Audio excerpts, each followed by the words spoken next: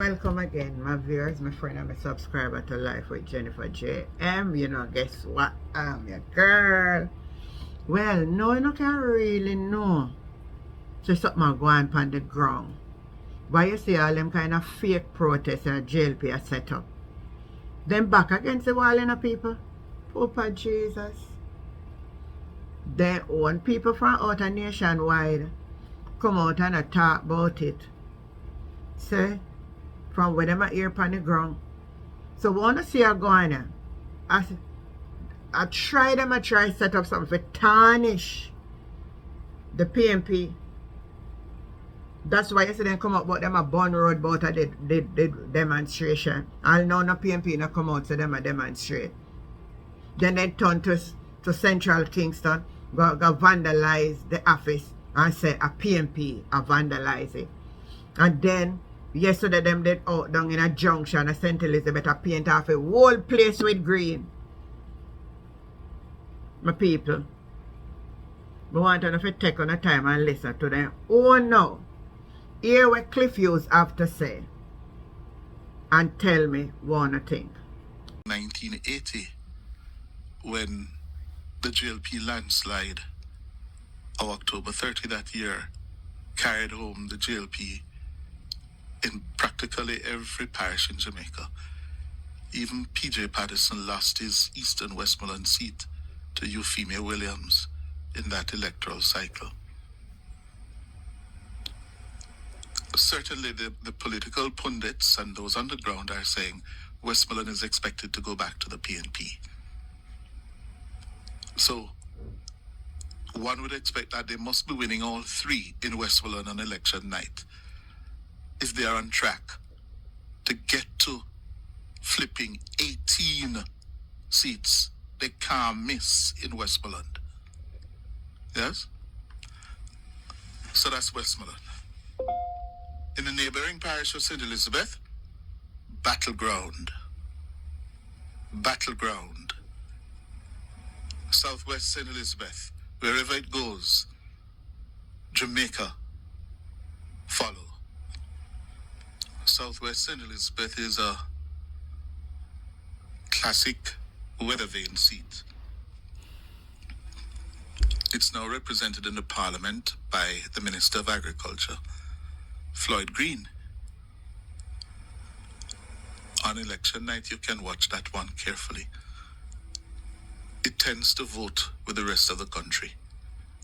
Wherever Jamaica is going, the people of Southwest St. Elizabeth go. They lead. So on election night, if Floyd Green is holding on, winning, then you can say, okay, it could be Labour again. If not, it could be the Comrades again. Only time will tell. Yeah?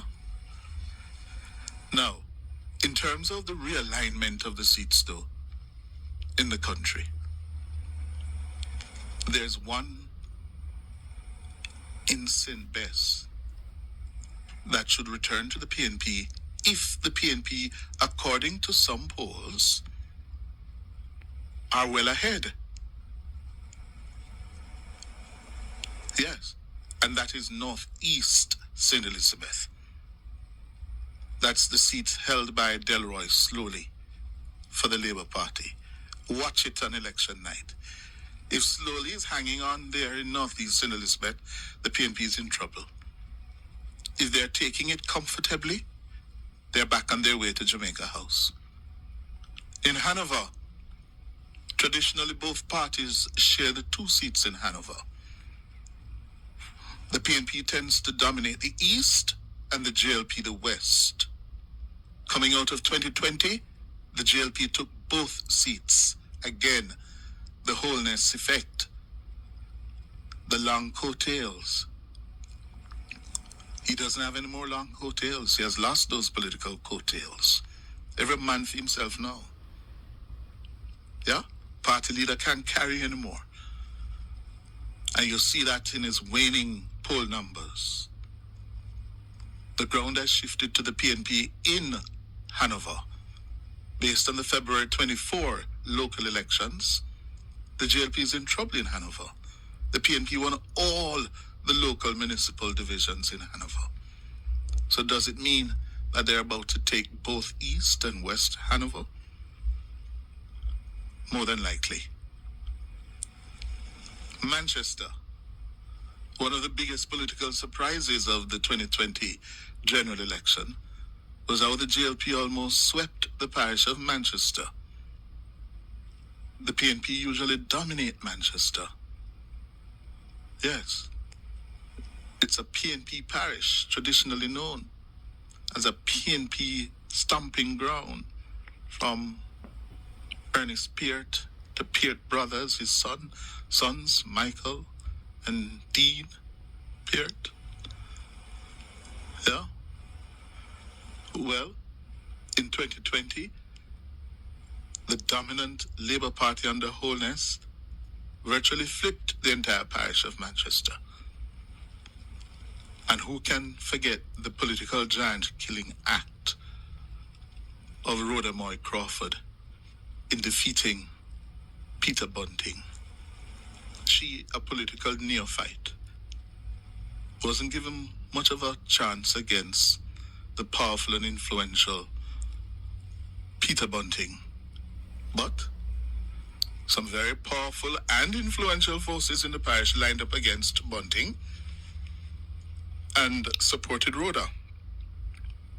Are they still in support of Rhoda? Are they still arrayed against Bunting? Has that coalition that rallied around Rhoda still in sway, or has it splintered? Based on what I'm picking up on the ground, it has somehow fallen apart, that coalition. In the meantime, Bunting is not going back against Rhoda. He has fled across the border to South Manchester. Here in South Manchester, fertile PNP ground. This seat should be returning to the PNP if the realignment I speak of is taking place. Yes? The MP there, Robert Chin, has not really distinguished himself, I'm told. So Bunting is likely to take home South Manchester for the PNP. One of the things we should watch for in Manchester politics is Audley Shaw's seat in North East Manchester. Yeah. It has been a competitive seat for the last 7 general elections. Just think about that. It has been competitive, but Audley Shaw, Manor Yard Audley Shaw, has won all 7 general elections. All 7. But he has never won it with a huge majority.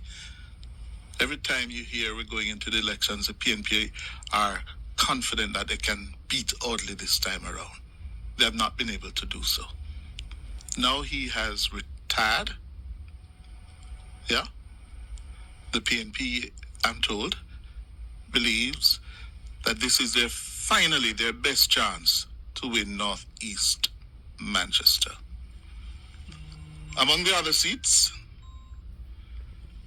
we may see a realignment. Yes. Yeah, let me just quiet this. Among the other seats that we are likely to see a realignment. Yeah. You know, people listening to me and calling me now. Yeah. That is a member of parliament calling me. Among the other seats, we may see a realignment. Northern Clarendon. That's Horace Daly's old seat in Northern Clarendon. The MP there is Dwight Sibley's first term MP. Can he hold on in Northern Clarendon? He lost in and town in the by-election in November. That demonstrates some slippage there.